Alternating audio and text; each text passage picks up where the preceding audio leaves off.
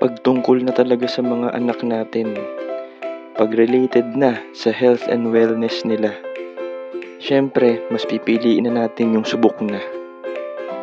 Doon tayo mas may tiwala sa may kalidad.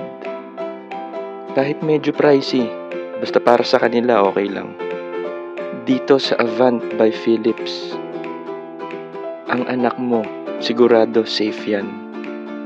Pag Philips Avant, may anti-colic materials yan na ginamit. At syempre, dahil matagal na at kilala na sa market, high quality yung materials na ginagamit nila sa products nila. At syempre, BPA free siya.